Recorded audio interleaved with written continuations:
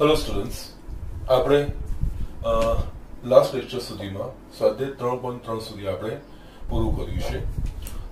સ્વાધ્યાય 3.3માં જે દાખલાઓ મેં તમને બતાવ્યા છે, જે અહીંયા બોર્ડ પર મેં ગણ્યા છે, એના સિવાયના બાકીના જે દાખલાઓ છે એ તમારે જાતે ગણવાના છે. એ તમારું હોમવર્ક છે. એ તમારે હોમવર્ક ગણીને મને મોકલાવવાનું છે. ઓકે, એટલે પ્લીઝ એટલું જોઈ લો, સાથે સાથે ગણતા જાઓ તો ફાયદો રહેશે, ફાવશે. પણ કોઈ ડાઉટ છે, કોઈ ક્વેશ્ચન છે તો તમે મને ફોન કરીને પૂછી શકો છો, અથવા તો વોટ્સએપ પર તમે મને મોકલી શકો છો. ઓકે, ના જે રીતે મેં તમને કીધું હતું લાસ્ટ લેક્ચરમાં કે આપણે હવે નવો ટોપિક આમાં ભણવાનો છે. કે હવે આ ચેપ્ટરમાં બે ટોપિક બાકી રહેશે. એક આ ત્રિકોણમિતિય સમીકરણ. ઓકે, સોરી, અહીંયા ત્રિકોણમિતિય સમીકરણ એટલે કઈ રીતે, જે આપણે કોઈ પણ સમીકરણ હોય તેનો ઉકેલ હોય. પહેલા તો આપણે સમજીશું કે ત્રિકોણમિતિય સમીકરણો શું છે. ઓકે, એટલે એના માટે છે ને આપણે અત્યાર સુધી જે સમીકરણ જોયા છે એ આપણે જોઈએ. એના પરથી આપણે ત્રિકોણમિતિય સમીકરણની વ્યાખ્યા પર જોઈશું. ઓકે, આપણે છે ને અત્યાર સુધી આ રીતના સમીકરણ જોયા હશે, અને 2x + 1 = 0, અને આપણે આમાં x એ ચલ છે, આ એક ચલનું સુરેખ સમીકરણ આપણે એને કહેતા હતા. ઓકે, એ જ રીતે આપણે આવી રીતે પણ જોયા હતા 2x + 3y = 10, 3x - 2y = 5. આ રીતે આપણે સમીકરણની જોડ જોઈ હતી. આમાં શું છે તો કે બે ચલ છે, x અને y. હવે આને કહેવાય બે ચલના સમીકરણના સુરેખ સમીકરણની જોડ, એ આપણે કહેતા હતા. ઓકે, એ જ રીતે આપણે દ્વિઘાત સમીકરણ, એટલે આપણે આ રીતનું જોયું હતું 3x² - 2x - 1 = 0. આવા આપણે સમીકરણ, અને દ્વિઘાત સમીકરણ કહેતા હતા. ઓકે, આ ત્રણેયમાં આપણે શું કરતા હતા તો કે આ સમીકરણમાંથી આ રીતનું સમીકરણ હોય આપણા પાસે, તેના પરથી આપણે x નું મૂલ્ય શોધતા હતા. x ને કરતા બનાવીને અહીંયા x નું જે મૂલ્ય મળે એને આપણે કહેતા હતા કે આ સમીકરણનો ઉકેલ. એ જ રીતે આપણે આ બે ચલવાળી સુરેખ સમીકરણની સંહતિ હોય તો એમાં આપણે લોપની પદ્ધતિથી x અને y નું મૂલ્ય શોધતા હતા. તો આ બે સમીકરણની સંહતિ આપેલી હોય, સુરેખ સમીકરણ સંહતિ, તો એમાં લોપની મદદથી જે x અને y ના મૂલ્યો શોધતા હતા એને કહેવાતું હતું આ સુરેખ સમીકરણ સંહતિનો ઉકેલ. એ જ રીતે આપણા પાસે દ્વિઘાત સમીકરણ 3x² - 2x - 1, અને વ્યાપક રીતે આપણે આ રીતે લખતા હતા x² + bx + c = 0. આના ઉકેલ માટે આપણે x = -b ± √b² - 4ac/2a આવું લખીને આનું આપણે x ની કિંમતો શોધતા હતા. આ વ્યાપક સ્વરૂપ લખ્યું છે, એમાંનું એક આઈટનું દ્વિઘાત સમીકરણ હોય. અહીંયા આના પરથી આપણે x ના મૂલ્યો શોધતા હતા, અને આ જે x ના મૂલ્યો જે શક્ય મળે એને આપણે આ સમીકરણનો ઉકેલ કહેતા હતા. ઓકે, તો ધીઝ આર ધ થિંગ્સ. આ બધા સમીકરણોથી આપણે પરિચિત છીએ. ઓકે, તો ના હવે આપણે જોઈએ તો ત્રિકોણમિતિય સમીકરણ શું, તો કઈ નહીં. આ સમીકરણ છે એને હું આ રીતે લખું 2 cos x + 1 = 0. એટલે અહીંયા શું થઈ ગયું, ચલ x તો છે પણ કોના સાથે જોડાયેલો છે, cos, એટલે cos x સાથે. આ સમીકરણ જે કહેવાય આને કહેવાય ત્રિકોણમિતિય સમીકરણ. એટલે આમાં બીજું કઈ જ નહીં, ચલ એ ત્રિકોણમિતિય વિધેયના સ્વરૂપમાં આવે. આ બધામાં આ સમીકરણમાં ચલ x છે, આમાં x અને y છે, આમાં x અને y છે, આમાં ચલ x છે, આમાં x એટલો નથી, cos x, એટલે કે આ ત્રિકોણમિતિય વિધેય છે. એટલે અહીંયા ત્રિકોણમિતિય વિધેયને સમાવતી ક્ષમતાઓને કે ત્રિકોણમિતિય વિધેયને સમાવતા સમીકરણોને આપણે ત્રિકોણમિતિય સમીકરણ કહેવાય. એટલે આ ઇન જનરલ કહેવાય ત્રિકોણમિતિય સમીકરણ. ઓકે, ના એટલે અહીંયા આપણે જસ્ટ પહેલા ત્રિકોણમિતિય સમીકરણ કોને કહેવાય. ઓકે, એટલે અહીંયા ત્રિકોણમિતિય વિધેયોને ચલના સ્વરૂપે સમાવતી સમતા એટલે કે આપણે જે બરાબરનું ચિહ્ન કરીએ છીએ અને સમીકરણ પણ કહી શકાય. સમીકરણ ને ત્રિકોણમિતિય સમીકરણ કહેવાય. ઓકે, ના, હવે આપણે ત્રિકોણમિતિય સમીકરણ વિશે સમજ કેળવી. અહીંયા બી આ બધા સમીકરણો હતા, એ જ રીતે આ ત્રિકોણમિતિય સમીકરણ. આમાં જો આ રીતનું હતું, આમાં 2 cos square x 3 cos square x minus 2 cos x minus 1 is equals to 0 એ રીતનું પણ આવી શકે. એ ચલની જગ્યાએ x અને y જે આપણે અત્યાર સુધી સમીકરણોમાં x y z એ બધા ચલ જે વાપરતા હતા એ ચલની જગ્યાએ ત્રિકોણમિતિય વિધિઓ આવી જાય, બસ બીજું કંઈ જ નથી. એ કહેવાય ત્રિકોણમિતિય સમીકરણ. આ જસ્ટ મેં સિમ્પલ એક્ઝામ્પલ લખ્યું છે, આમાં બીજા ઘણા પણ આવી શકે છે. ઓકે, આ બધા સમીકરણમાં આપણે શું કરતા હતા તો કે આમાં x નું મૂલ્ય શોધતા હતા, આમાં x અને y નું મૂલ્ય શોધતા હતા, આમાં x નું મૂલ્ય આ રીતે શોધતા હતા. ઓકે, આ વિવેચકના ઉપયોગથી. ઓકે, અને આ બધા જે મૂલ્યો શોધતા હતા એને આ સમીકરણના ઉકેલ કહેવાતા હતા. તો અહીંયા પણ આ ત્રિકોણમિતિય સમીકરણ આ સ્વરૂપનું હશે. આ જસ્ટ ઇન્ડિકેટિવ છે. એટલે એમાં ત્રિકોણમિતિય સમીકરણ એ ચલના સ્વરૂપમાં હશે. તો આમાં પણ x ના જે મૂલ્યો આ સમીકરણના સમાધાન કરે એ x ના બધા જ મૂલ્યો એ આ સમીકરણનો ઉકેલ કહેવાશે. એટલે કે આ ત્રિકોણમિતિય સમીકરણનો ઉકેલ કહેવાશે. Okay, so these are the things. આમાંથી પણ આપણે x ના મૂલ્યો શોધવાના છે, પણ અહીંયા x એ સ્વતંત્ર રૂપે અલગ રીતે આપ્યો છે, જ્યારે અહીંયા x એ cos સાથે ખૂણા. કારણ કે આપણા પાસે જેટલા બી ત્રિકોણમિતિય વિધેયો છે ને એ ત્રિકોણમિતિય વિધેયો એ અલગ અલગ ખૂણાઓ માટે વ્યાખ્યાયિત થયેલા છે. ઓકે, એટલે અહીંયા આ ખૂણો શોધવાનો છે અને અહીંયા ખૂણાના માપ આપણે રેડિયનમાં શોધવાના છે. અને આપણે પહેલેથી જ આપણે જોયું કે જેટલા બી દાખલા આપણે ગણ્યા છે એમાં મોટે ભાગે આપણે રેડિયન માપ જ વાપરતા આવ્યા છે. એટલે અહીંયા આ સમીકરણ એટલે કે x એવા ખૂણાનું મૂલ્ય શોધવાના છે x ના કે જેનામાં જે આ સમીકરણનું સમાધાન કરે એનું ઉકેલ કહેવાય. એટલે અહીંયા આપણે ત્રિકોણમિતિય વિધેયોના આપણે બે પ્રકારના ઉકેલ જોવાના છે, એક મુખ્ય ઉકેલ અને બીજો એક વ્યાપક ઉકેલ. ઓકે, ના મુખ્ય ઉકેલ શું કહેવાય અને વ્યાપક ઉકેલ શું કહેવાય એની હું વ્યાખ્યા લખું છું. એના પછી પ્રથમ આપણે મુખ્ય વિકલ્પ પર ધ્યાન કેન્દ્રિત કરીશું, એના પરથી પછી આપણે વ્યાપક ઉકેલ પર જઈશું. એ સેકન્ડ પાર્ટ છે, બંને અલગ અલગ આપણે જોવાના છે, પણ ડેફિનેશન હું અહીંયા લખી રાખું છું. ઓકે, હવે અહીંયા છે ને મુખ્ય ઉકેલની આપણે ડેફિનેશન જોવી હોય તો એના માટે છે ને જસ્ટ આપણે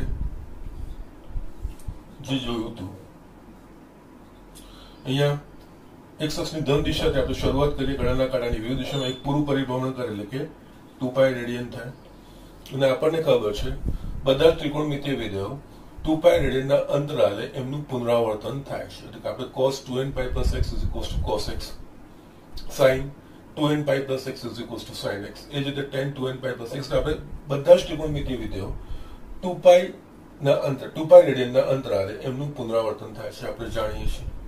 એટલે અહીંયા છે અને ત્રિકોણમિતિય વિધેય કોઈ પણ ખૂણા માટે વ્યાખ્યાયિત કરી શકાય એટલું બી છે. તો અહીંયા જે આપણે ઉકેલ મેળવવાનો છે એટલે અહીંયા x એ ખૂણાના સ્વરૂપમાં છે. એટલે કયા ખૂણા માટે આનું સમાધાન કે બધા શક્ય બધા જ x ના ખૂણાઓ આપણે શોધવાના છે. આ x ના મૂલ્યો ખૂણાના સ્વરૂપમાં આપણે શોધવાના છે. તો અહીંયા કોઈ પણ અંતરાલમાં જો આપણે લઈશું બિંદુ તો એને અનુરૂપ એક ખૂણો આપણને મળશે. તો અહીંયા આ જે ખૂણાનું મૂલ્ય છે એ 0 થી 2π ની વચ્ચે આવી શકે છે, કોઈ પણ આવી શકે છે. ઓકે, તો જો ત્રિકોણમિતિય વિધેયનો ઉકેલ 0 થી 2π ની વચ્ચે આપણે શોધીએ તો એને કહેવામાં આવે છે મુખ્ય ઉકેલ. ઓકે, જો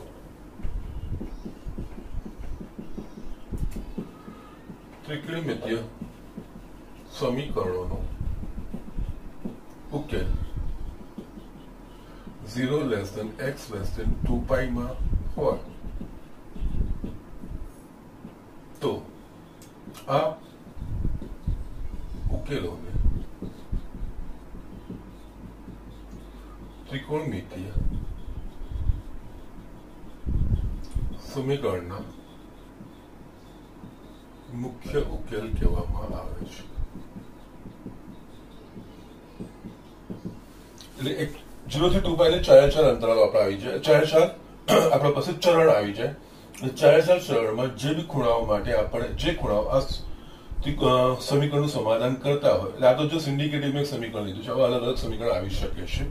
કોસની જગ્યાએ સાઇન આવી શકે, ટેન, સેક, એ તો કોઈ પણ આવી શકે છે. ઓકે, એટલે જે બી શક્ય ખૂણાઓ મને મળશે કે જે આ 0 થી 2π એટલે કે 4 ચરણમાં થઈને એ તમામ ખૂણાઓનો માપ એ આ સમીકરણના મુખ્ય ઉકેલ કહેવાશે. વ્યાપક ઉકેલમાં શું થાય તો આમાં છે ને ફક્ત 0 થી 2π ની વચ્ચે આવી જાય. અને આપણને ખબર છે કે આ જે મૂલ્યો છે ખૂણાના મૂલ્યો એ 0 થી 2π ની વચ્ચે ના હોય, એનાથી મોટા પણ હોઈ શકે છે. ગળાના કાંટાની વિરુદ્ધ દિશામાં હોય તો ધન ખૂણા હોય, ગળાના કાંટાની દિશામાં હોય તો ઋણ ખૂણા. એટલે આ જે ખૂણાઓ છે એ એનાથી મોટા પણ હોઈ શકે છે.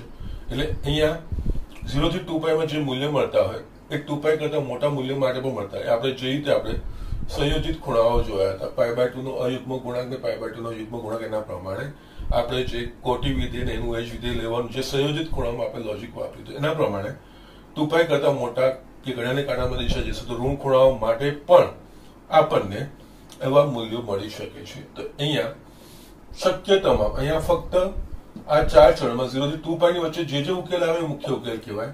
એના સિવાય વ્યાપક ઉકેલ એટલે કે શક્ય તમામ ઉકેલોને સમાવતી n પૂર્ણાંક વાળી અભિવ્યક્તિ. જસ્ટ અહીંયા હું લખું છું, જ્યારે આપણે એ વ્યાપક ઉકેલનું જોઈશું ને આપણે થિયરી અને એના પરથી કેવી દાખલા ગણો, ત્યારે આ વસ્તુ તમને સમજાવશે. એટલે અહીંયા ત્રિકોણમિતીય સમીકરણના તમામ શક્ય ઉકેલોને સમાવતી n પૂર્ણાંક વાળી અભિવ્યક્તિને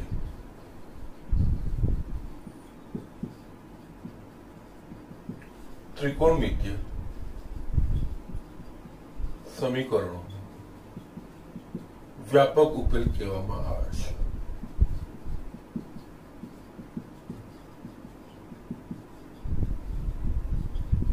ઓકે, હવે વ્યાપક ઉકેલમાં શું છે? 0 થી 2π માં જે ઉકેલ આવતો હોય તો સમય થતો જ હોય. એના સિવાય બીજા જે શક્ય ખૂણાઓ કે જેટલા બી બનાવી શકીએ એના માટે આ ઉકેલ આવતો હોય, બધા શક્ય ઉકેલોનો સમાવેશ આમાં થતો હોય છે. ઓકે, યસ, આ પાર્ટ આપણે પછી જોવાનો છે. પહેલા આપણે મુખ્ય ઉકેલ આપણે જોવાનો છે. ઓકે, અને મુખ્ય ઉકેલ જોવા માટે આપણે જસ્ટ દાખલા કરીશું. દાખલાની જે રીત છે એના પર તમને મુખ્ય ઉકેલ શું છે ખબર પડી જશે. અને અહીંયા જ્યારે આપણે વ્યાપક ઉકેલના દાખલા કરીશું ને તો એમાં મુખ્ય ઉકેલનો ઉપયોગ થશે કે મુખ્ય ઉકેલ શોધ્યા પછી જ એને વ્યાપક સ્વરૂપમાં આપણે ફેરવી શકીશું. એટલે એ પાર્ટ પાછો ત્યારે હું આ વસ્તુ પર રિપીટ કરીશ. હમણાં આપણે જસ્ટ આના પર કન્સન્ટ્રેટ કરીશું, મુખ્ય ઉકેલ પર. પહેલા એના માટે આપણે જોઈશું. ઓકે, નાવ એના માટે હું એક દાખલો લખું છું અને આ દાખલા પરથી જ આપણે સમજવાના છે કે કેવી રીતના મુખ્ય ઉકેલો આપણે બતાવવાના છે. યસ, મેં અહીંયા દાખલો લખ્યો છે, સમીકરણ sin x બરાબર √3/2 ના મુખ્ય ઉકેલો શોધો. એટલે અહીંયા આપણે x ના એવા મૂલ્યો શોધવાના છે જેના માટે sin x બરાબર √3/2 થાય અને x નું મૂલ્ય કોની તો 0 થી 2π, એટલે કે 0 થી 2π એટલે કે 4 ચરણમાં કયા ખૂણા માટે આ સમીકરણનું સમાધાન થશે. ઓકે, હવે થોડું ધ્યાન આપજો, આ દાખલાને આપણે કેવી રીતે એપ્રોચ કરવાનો છે એ વસ્તુ. ઓકે, એટલે પહેલા તો આપણે sin x √3/2 એટલે x ના એવા મૂલ્યો શોધવાના છે કે x ના જે મૂલ્ય 0 થી 2π ની વચ્ચે હોય જેના માટે sin x બરાબર √3/2 થાય એ આપણે શોધવાનું હોય. ઓકે, હવે આ દાખલામાં શરૂઆત કરતા પહેલા અહીંયા જોવાનું કે sin x અહીંયા ધન છે કે ઋણ છે. અહીંયા sin x નું મૂલ્ય છે ધન. ઓકે, તો અહીંયા પહેલા તો sin x ધન છે તો sin x કયા ચરણમાં, sin કયા ચરણમાં ધન હોય તો sin પહેલા ને બીજા ચરણમાં ધન હોય. ઓકે, એના માટે પણ અહીંયા જસ્ટ આ વસ્તુ તમને બતાવું છું. ઓલ ST આ વસ્તુનું આપણે ધ્યાન રાખવાનું છે. એના સિવાય 0 આ ખૂણો, આ ગળાના કાંટાની વિરુદ્ધ દિશામાં જઈએ તો 0 π/2 આ π 3π/2 ને આ 2π આપણે આ રીતે લખીએ છીએ. બરોબર છે? ના, અહીંયા પહેલા અહીંયા શરૂઆત આ રીતે જ કરવાનું. જે ઉકેલ શોધવાનો છે એ ધન મૂલ્ય છે કે ઋણ મૂલ્ય છે ચકાસવાનું. અહીંયા ધન મૂલ્ય છે. કોનું ધન મૂલ્ય છે તો કે સાઇન. તો સાઇન વિધેય કયા ચરણમાં ધન કે ઓલ STC એટલે પહેલા અને બીજા ચરણમાં. જસ્ટ આ હવે પાછું મારે તમને એક્સપ્લેનેશન આપવાની જરૂર નથી. આ મેં તમને આગળ બહુ સારી રીતે સમજાવ્યું છે અને આ તમારે યાદ પણ રાખવાનું છે. ઓકે, એટલે પહેલા અને બીજા એ બે ચરણમાં સાઇન ધન વિધેય છે. ઓકે, એટલે અહીંયા એટલે જે x નું મૂલ્ય હશે એ કાં તો પહેલા ચરણનો ખૂણો હશે કાં તો બીજા ચરણનો ખૂણો હશે. ઓકે, ના, અને બીજી એક વસ્તુ અહીંયા આપણે જોઈએ, આ વસ્તુ વાપરતા પહેલા અહીંયા બીજા ચરણને આપણે આ રીતે દર્શાવી શકીએ છીએ, પાઈ માઇનસ એક્સ, જ્યાં એક્સ એ લઘુકોણ હોય. ત્રીજા ચરણને આપણે પાઈ પ્લસ એક્સ, યસ આપણે સંયોજિત ખૂણામાં જોવું છે. એ જ રીતે હવે પ્રથમ ચરણ છે તો 0 થી પાઈ બાય 2 ની વચ્ચે હશે, અને આ ચોથું ચરણ છે એ આપણે 2 પાઈ માઇનસ એક્સ આ રીતે આપણે દર્શાવી શકીએ. અહીંયા આ રૂઢિ યાદ રાખવાની છે મુખ્ય ઉકેલોમાં, બાકી ઈઝી છે. અને આ આપણે એક્સક્યુઝ મી, આપણે સંયોજિત ખૂણાઓમાં આ વસ્તુઓ આપણે જોઈ પણ છે. ઓકે, આ ચરણ છે બીજું ચરણ એ પાઈ માઇનસ એક્સ થી, કારણ કે પાઈ માઇનસ એક્સ એ રીતે, કારણ કે ઋણ એટલે ગણેલા કાંટાની દિશામાં, ધન તો ગણેલા કાંટાની વિરુદ્ધ દિશામાં. પાઈ પ્લસ એક્સ, પાઈ અને પ્લસ એક્સ એટલે બંને ધન છે એટલે ગણેલા કાંટાની દિશામાં. એ જ રીતે આ 2 પાઈ માઇનસ એક્સ એક પૂરું આપણે પરિભ્રમણ કરીશું, 2 પાઈ એટલે ધન થશે ગણેલા કાંટાની વિરુદ્ધ દિશામાં, અને માઇનસ એક્સ ઋણ છે એટલે માઇનસ એક્સ આપણે ગણેલા કાંટાની દિશામાં, એટલે 2 પાઈ માઇનસ એક્સ એટલે ચોથું ચરણ બતાવશે. અને પહેલું ચરણ એટલે 0 less than x less than pi by 2, અને આ બધા x આપણે અહીંયા મૂકીએ એટલે પાઈ માંથી આ મૂલ્ય બાદ કરીએ એટલે બીજું ચરણ હોય, પાઈ માં આ મૂલ્ય ઉમેરીએ તો ત્રીજું ચરણ આવે, 2 પાઈ માંથી આમાંથી આ મૂલ્ય બાદ કરીએ આપણે ચોથું ચરણ આવે. એ રૂઢિ આપણે સ્વીકારવાની છે. તમારા દાખલા એકદમ ઈઝી થઈ જશે. હવે અહીંયા આપણે દાખલા પર પાછા આવીએ. અહીંયા sin x બરાબર √3/2 એનો ઉકેલ, મુખ્ય ઉકેલ શોધવાનો છે. એટલે કે આ ચાર ચરણમાં જે x ના મૂલ્ય માટે sin x બરાબર √3 થતું હોય x ના ખૂણાના માપ શોધવાના છે. ઓકે, અહીંયા sin છે અને જે છે જમણી બાજુ જે ચિહ્ન છે ધન મૂલ્ય છે, એટલે એનો અર્થ sin અહીંયા ધન મૂલ્ય વાળું છે.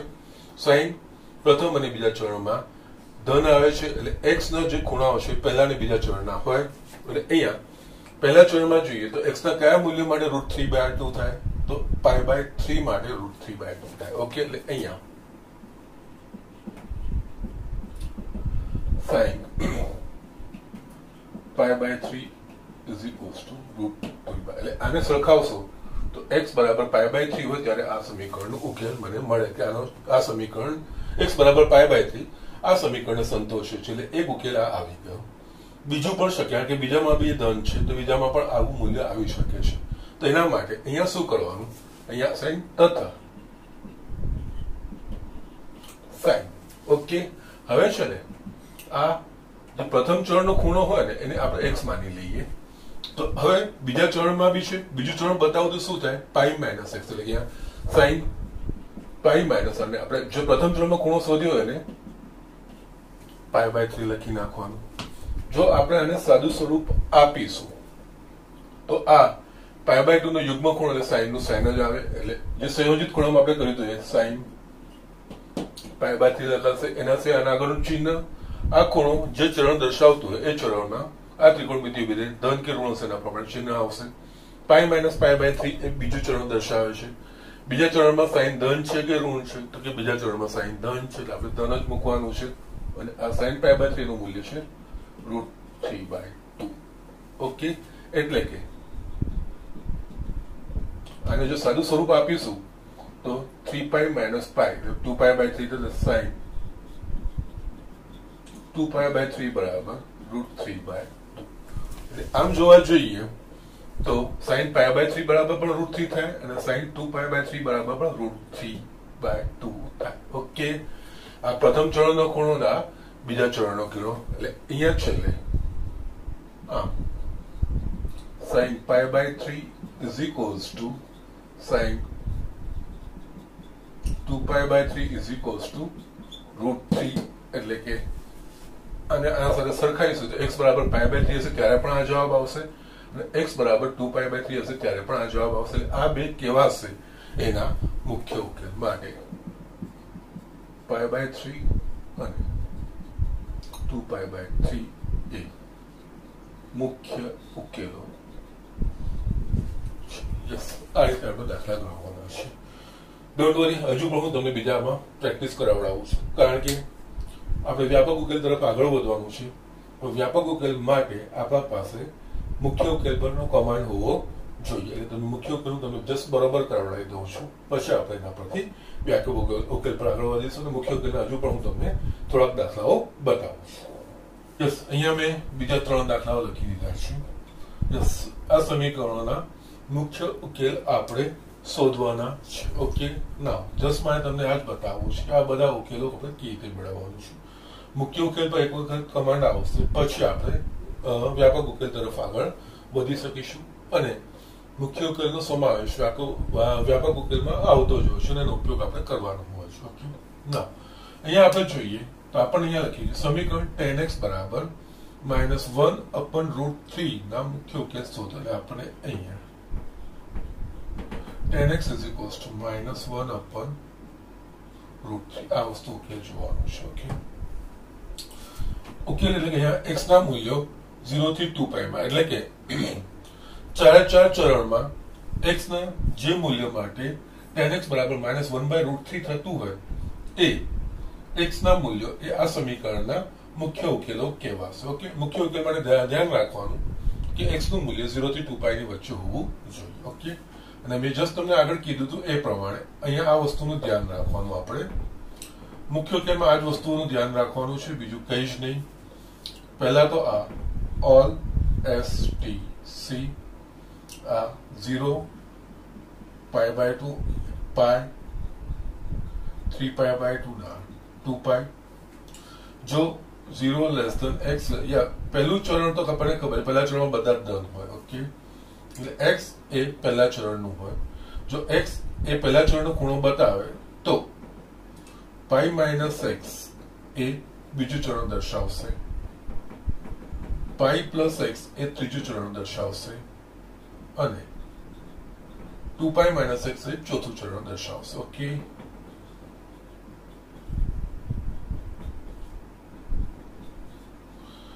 અને આ તો પહેલા ચરણને આપણે 0 થી π/2 માં બતાવીએ છીએ. ઓકે, હવે અહીંયા આપણા પાસે tan x બરાબર -1/√3 છે ને, તો જસ્ટ આ માઇનસ ચિહ્નને આપણે જસ્ટ પહેલા અવગણવાનું. પહેલામાં તો ધન જ હતું, આપણે સીધું લઈ લીધું.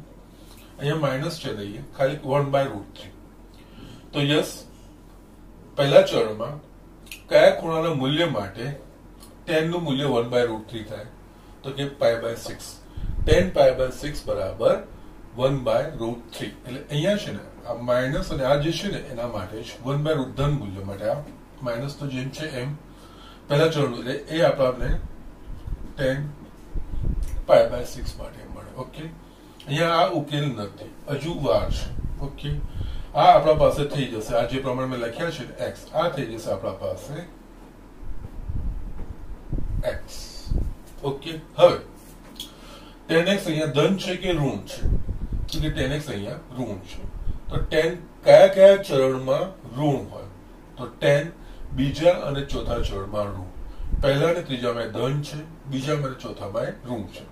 એટલે અહીંયા જે x ના ખૂણાનું માપ આવશે એ બીજા ચરણનો ખૂણો હશે અને ત્રીજા ચરણનો ખૂણો હશે. બીજું ચરણ એટલે આપણે કઈ રીતે દર્શાવવાનું છે? π - x, અને ચોથું ચરણ તો આપણે 2π - x. એટલે અહીંયા આપણે આ જ વસ્તુ કરવાનું. અહીંયા યસ, x મેં આના પરથી પહેલા શોધી કાઢ્યું છે. tan બીજું ચરણ એટલે શું? π - x. અહીંયા x બરાબર મને π/6, અહીંયા tan π - π/6 ઇઝ ઇક્વલ્સ ટુ સંયોજિત ખૂણા પ્રમાણે આપણે આ જોઈ લેવાનું, અને આ જ વસ્તુ આવે -tan π/6 જ આવે. જસ્ટ એક વખત આ નક્કી થઈ ગયું ને પછી આ પ્રમાણે આપણે લખી દઈએ ને ખૂણો લઈએ ને તો આ જ મૂલ્ય આવવાનું છે. અહીંયા જસ્ટ આ π/2 નું યુગ્મ ગુણાંક છે, એટલે tan મૂકવાનું, એટલે આ થશે tan π/6 લખાશે. હવે ચિહ્ન મૂકવાની વાત આવે તો આ ખૂણો જે ચરણ દર્શાવતું હોય એ ચરણમાં અહીંયા જે ત્રિકોણમિતિ વિધેય હોય એ ધન છે કે ઋણ છે એના પ્રમાણે આગળ ચિહ્ન આવશે. π - π/6 એ બીજું ચરણ દર્શાવે છે, આપણને બધાને ખબર છે સારી રીતે. ઓકે, તો π - π/6 એ બીજું ચરણ દર્શાવે છે. બીજા ચરણમાં tan ધન કે ઋણ? તો કે ઋણ, -tan π/6. યસ, tan π/6 નું મૂલ્ય છે આપણા પાસે -1/√3, એટલે -1/√3. એટલે આનો અર્થ tan π - π/6 માટે મને -1/√3 મળે છે. તથા હવે કયા ચરણમાં? તો કે ચોથા ચરણ, બીજા ને ચોથા ચરણમાં. બીજા ચરણનું π - x, ચોથા ચરણનું 2π - x. એટલે અહીંયા tan 2π x આપણે આના પર મૂળ જે સમીકરણ હોય ને એના માટે જે મૂલ્ય આવતું હોય પ્રમાણે એના માટે જસ્ટ કયો ખૂણો છે એ x થઈ જશે. પણ એ ઉકેલ નહીં હોય દર વખતે. ધન હશે તો એક ઉકેલ હશે, પરંતુ જો ઋણ મૂલ્ય હશે તો જે ચરણમાં ઋણ થતા હશે એ પ્રમાણે pi minus x pi plus x કે 2 પાઈ માઇનસ એક્સ ના પ્રમાણે બાકીના ચરણ નક્કી થશે. ઓકે, અહીંયા tan 2 પાઈ આને આપણે x તરીકે tan 2 pi minus pi by 6. અહીંયા પણ તમે સંયોજિત ખૂણા પ્રમાણે જોશો તો અહીંયા પાઈ બાય 2 નો યુગ્મ ગુણાંક એટલે tan નું tan પાઈ બાય 6 તથા આ ખૂણો 2 પાઈ માઇનસ પાઈ બાય 6 એ ચોથું ચરણ દર્શાવે છે. ચોથા ચરણમાં tan ધન કે ઋણ તો કે ઋણ, એટલે આનું મૂલ્ય થશે -1/√3. એટલે x નું મૂલ્ય આ હશે કે આ હશે, એના માટે મને -1/√3 જવાબ મળશે. તે તમારો ઉકેલ માટે અહીંયા 10 અને હવે સાદું સ્વરૂપ આપી દો. પાઈ માઇનસ પાઈ એટલે 6 પાઈ માઇનસ પાઈ એટલે 5 pi by 6 is equals to અહીંયા બી સાદું સ્વરૂપ આપીશું 6 દુ 12 પાઈ માઇનસ ને 11 પાઈ 10 11 પાઈ બાય 6. આ બંનેનો જવાબ શું આવે છે? -1/√3. યસ, જે આપણે લઈએ x બરાબર શું હોઈ શકે? 5 પાઈ બાય 6 કે 11 પાઈ બાય 6 માટે. યસ, આ થશે આના મુખ્ય ઉકેલ માટે. મુખ્ય ઉકેલ 5 પાઈ બાય 6 અને 11 પાઈ બાય 6 છે. આ રીતે આપણે જોવું. આ ધ્યાન રાખવાનું છે જે મેં લખ્યું છે ને આ વસ્તુનું. સાદું ધ્યાન રાખશો, મુખ્ય ઉકેલ કહીશ નથી, બધા જ લખાશે. એ જ રીતે આપણે નેક્સ્ટ જોઈ લઈએ. સમીકરણ cos x = -1/2 ના મુખ્ય ઉકેલ શોધો એવું મને કીધું છે. ઓકે, અહીંયા cos x એટલે પહેલા તો cos x -1/2. પહેલા તો આ 1/2 પહેલા ચરણમાં એટલે કે આપણને x મળી જાય પહેલા, અને હંમેશા ઉકેલ ના હોય. જો પ્રથમ ચરણનો સમાવેશ થતો તો એ ઉકેલમાં સમાવેશ થાય. જો પ્રથમ ચરણનો સમાવેશ ના થતો હોય તો એનો એ ઉકેલમાં પણ એનો બાકીના ઉકેલ મેળવવામાં ઉપયોગ થશે. યસ, અહીંયા માઇનસ ચિહ્નને આપણે અવગણીએ તો ખાલી મારા પાસે 1/2.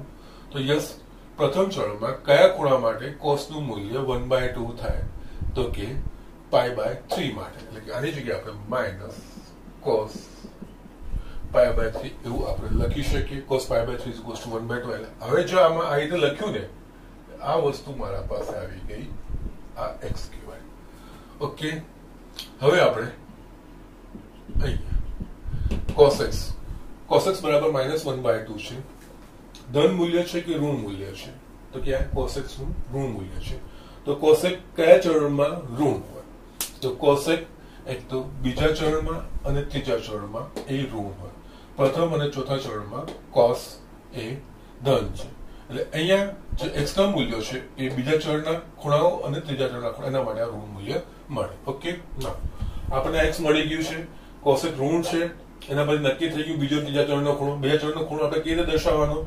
પાઈ માઇનસ x થી, અને ત્રીજા ચરણનો ખૂણો આપણે પાઈ પ્લસ x થી. એ બંને મૂલ્યો મૂકીને x બરાબર આ વસ્તુ લેવાની આપણને આ જવાબ મળશે. અહીંયા cos બીજું ચરણ એટલે પાઈ માઇનસ x. એટલે અહીંયા એ નક્કી કેવી રીતે થયું? તો યસ, cos અહીંયા ઋણ છે, cos કયા ચરણમાં ઋણ છે એના પરથી આ ચરણ નક્કી થયા. એટલે અહીંયા cos બીજું ચરણ લખવાનું એટલે પાઈ માઇનસ x બરાબર આપણા પાસે શું છે? Pi by 3.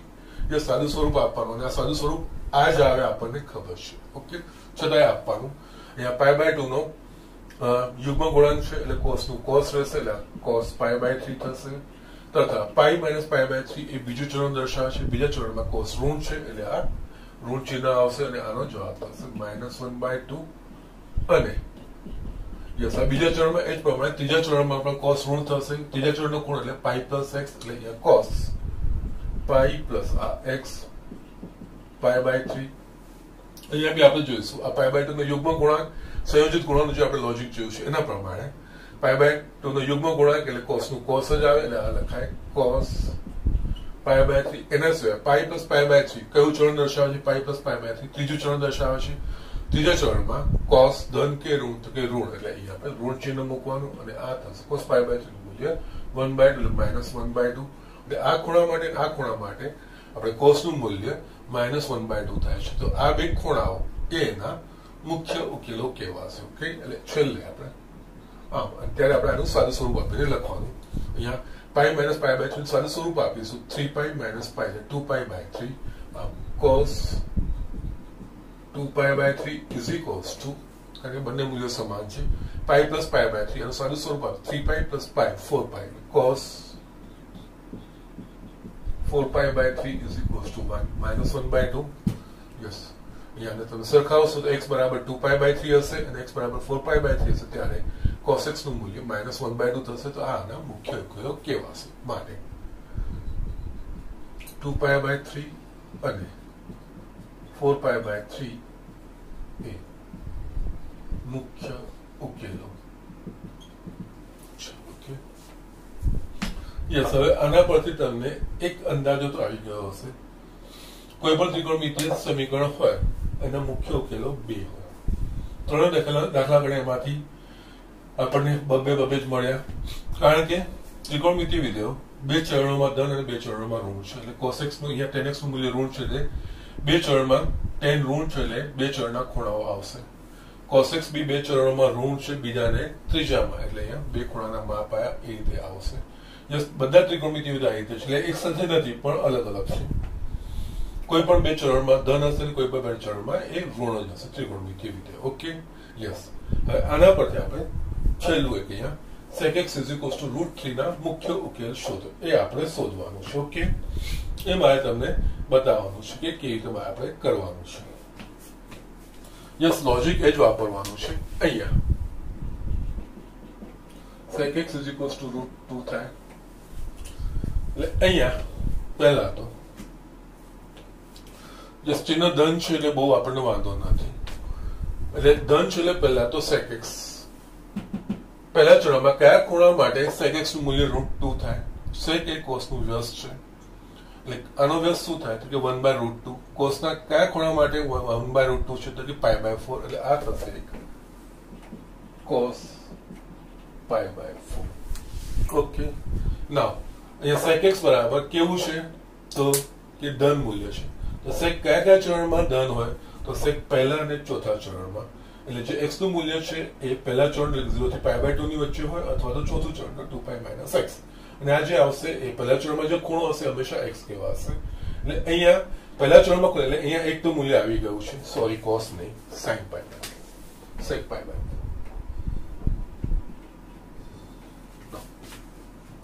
ઓકે, નાઉ અહીંયા આપણે sec ધન છે, sec કયા ચરણમાં ધન છે કે પ્રથમ અને ચોથા ચરણમાં sec ધન છે. π/4 પ્રથમ ચરણ, એટલે એક ઉકેલ તો ત્યાં આવી ગયો. યસ, હવે બીજું ચોથું ચરણ, ચોથું ચરણ દર્શાવવું હશે તો આનામાં જે ઉકેલ લીખીને પ્રથમ ચરણ એને આપણે x તરીકે લેવાનું. એટલે અહીંયા તથા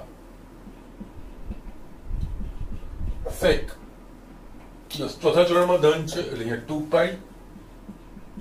માઇનસ આ x થઈ ગયું π/4. સંયોજિત ખૂણા પ્રમાણે આ π/2 નું યુગ્મ ગુણાંક છે, એટલે sec નું sec અને આ sec π/4 લખાય x, તથા અને આગળનું ચિહ્ન આ ખૂણો જે ચરણ દર્શાવે એ ચરણમાં sec ધન છે કે ઋણ છે એના પ્રમાણે લખાય. 2π - π/4 ચોથું ચરણ બતાવે છે, ચોથા ચરણમાં sec ધન છે, ધન જ રહેશે અને આનું મૂલ્ય થશે √2.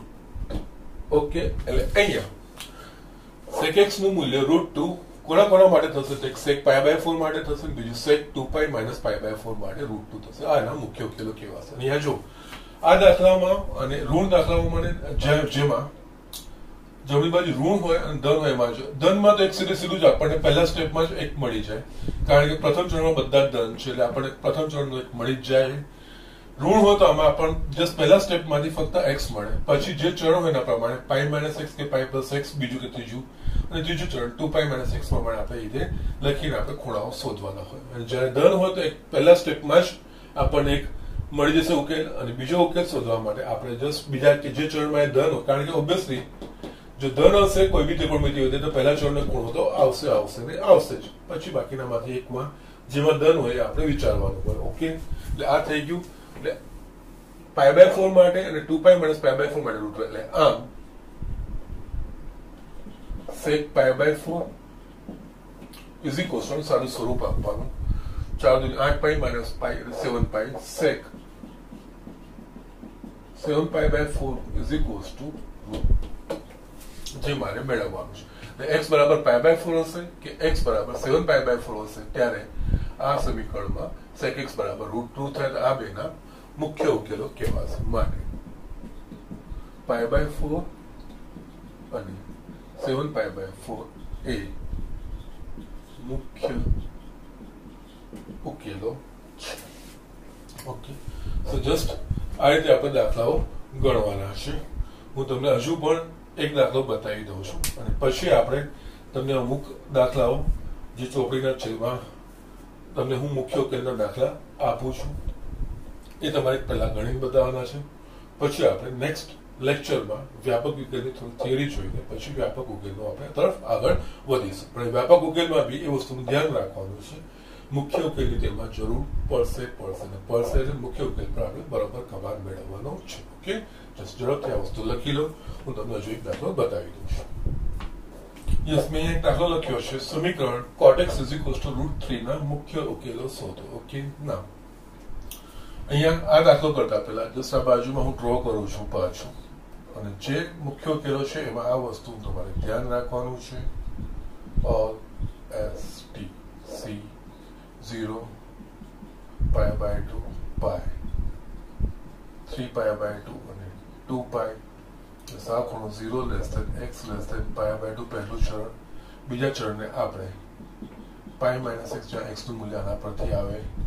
ત્રીજા ચરણમાં π + x અને ચોથું ચરણ આપણે 2π - x. ઓકે, આ આપણે સમજીએ છીએ, આપણને ખબર પડશે કે કેવી રીતે થાય. ઓકે, ના અહીંયા cot x √3 છે એટલે પ્રથમ તો અહીંયા cot x √3 ધન છે એટલે આપણને એક તો અહીંયા પરિણામ પહેલામાં સ્ટેપમાં જ મળી જશે x. ઓકે, અહીંયા cot √3 x ના કયા મૂલ્ય માટે cot નું મૂલ્ય √3 થાય. ઓકે, તો π/6 એટલે કે અહીંયા cot π/6. ઓકે, ના હવે બીજું cot x અહીંયા ધન છે કે ઋણ છે, તો કે cot અહીંયા ધન છે. તો cot કયા ચરણમાં ધન હોય, તો કે પહેલા અને ત્રીજા ચરણમાં. પહેલા ચરણનો ખૂણો તો મને π/6 મળી જ ગયો છે એટલે એક ઉકેલ આપણને આવી ગયો છે. હવે બાકી રહેશે આપણે ત્રીજા ચરણમાં, ત્યારે આપણે x તરીકે વાપરી ત્રીજા ચરણને π + x. ઓકે, તથા cot ત્રીજું ચરણ એટલે π પ્લસ આ x આપણે π + π/6 અને સાદું સ્વરૂપ આપીશું તો આ π/2 નો યુગ્મ ગુણાંક છે એટલે cot નું cot જ રહેશે. આ થશે cot π/6. બીજું π + π/6 એ કયું ચરણ બતાવે છે? ત્રીજું ચરણ. ત્રીજા ચરણમાં cot ધન કે ઋણ, તો કે ધન. ધન આવી ગયું. યસ, cot π/6 √3 થઈ ગયું. યસ, એટલે અહીંયા x બરાબર π/6 એટલે પહેલા ચરણનો ખૂણો હશે કે x બરાબર π + π/6 એટલે 7π/6 હશે, ત્યારે પણ cot x નું મૂલ્ય √3 થશે. તો આ બેના મુખ્ય ઉકેલો કહેવાશે. માટે મુખ્ય ઉકેલ π/6 અને અનુસાદું સ્વરૂપ આપવાનું 6π + π એટલે 7π/6. આ રીતે દાખલાઓ કરવાના છે. ઓકે, જસ્ટ બરાબર તમે સમજી લેજો, થોડી પ્રેક્ટિસ કરજો. અને અહીંયા હું તમને તમારું હોમવર્ક પણ બતાવી દઉં છું. સ્વાધ્યાય 3.4